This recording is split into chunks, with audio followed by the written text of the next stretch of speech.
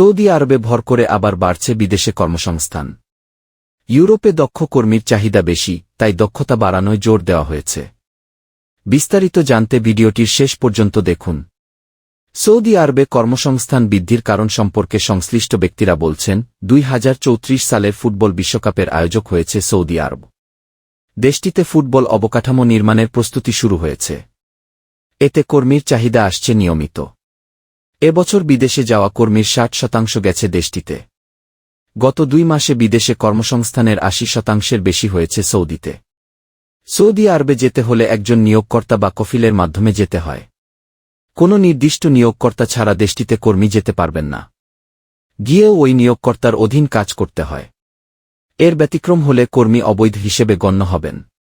কোনো কারণে চাকরি পরিবর্তন করতে চাইলে নিয়োগকর্তার অনুমতি নিয়ে সৌদি কর্তৃপক্ষের অনুমোদন নিতে হয়। বেসরকারি খাতে কর্মী পাঠানো রিক্রুটিং এজেন্সি মালিকদের সংগঠন বায়রার মহাসচিব আলী হায়দার চৌধুরী প্রথম আলোকে বলেন, শ্রমবাজার সংকুচিত হয়ে আসছে।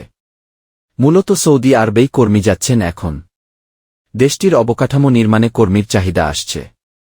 এটি ধরে রাখতে 2 দেশের কারিগরি কমিটির সভা ডেকে বিদ্যমান সমস্যা নিয়ে আলোচনা করা উচিত।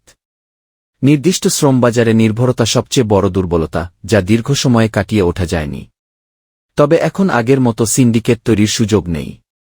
অভিবাসন খাতে বেসরকারি গবেষণা প্রতিষ্ঠান রামরু বলছে, শ্রমবাজারের অন্যতম চ্যালেঞ্জ হল একক দেশ নির্ভরতা।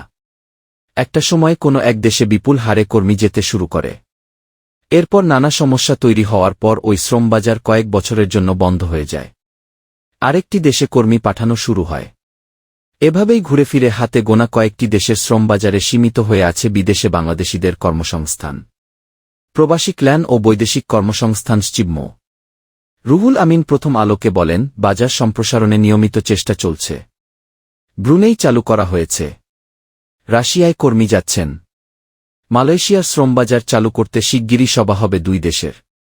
ইউরোপে দক্ষ কর্মীর চাহিদা বেশি, তাই দক্ষতা বাড়ানোয় জোর দেওয়া হয়েছে। এবছর বিদেশে যাওয়া কর্মীর 60% গেছে দেশটিতে। গত 2 মাসে বিদেশে কর্মসংস্থানের 80% বেশি হয়েছে সৌদিতে।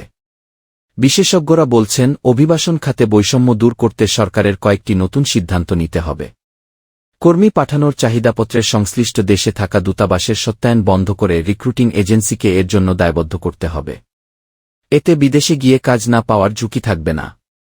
দূতাবাসের শ্রম উইং থেকে প্রবাসীদের সেবা নিশ্চিত করতে হবে। প্রশাসন ক্যাডারের কর্মকর্তারা সাময়িকভাবে শ্রম উইংয়ে কাজ করে বদলি হয়ে যান, তাই তারা কর্মীদের যথাযথ সেবা দেন না। প্রবাসী ক্ল্যান ও বৈদেশিক কর্মসংস্থান মন্ত্রণালয়ের অধীন আলাদা ক্যাডার তৈরি করা দরকার। দালালদের নিবন্ধনের আওতায় এনে বৈধতা দিতে হবে। রামরুর প্রতিষ্ঠাতা চেয়ার তাসনিম সিদ্দিকী প্রথম আলোকে বলেন, নির্দিষ্ট শ্রমবাজারে নির্ভরতা সবচেয়ে বড় দুর্বলতা, যা দীর্ঘ সময়ে কাটিয়ে ওঠা যায়নি। তবে এখন আগের মতো সিন্ডিকেট তৈরির সুযোগ নেই। তাই চাইলে বর্তমান সরকার এটি বদলানোর চেষ্টা করতে পারে। এছাড়া কর্মী কম গেলেও তার সবার চাকরি নিশ্চিত করতে হবে।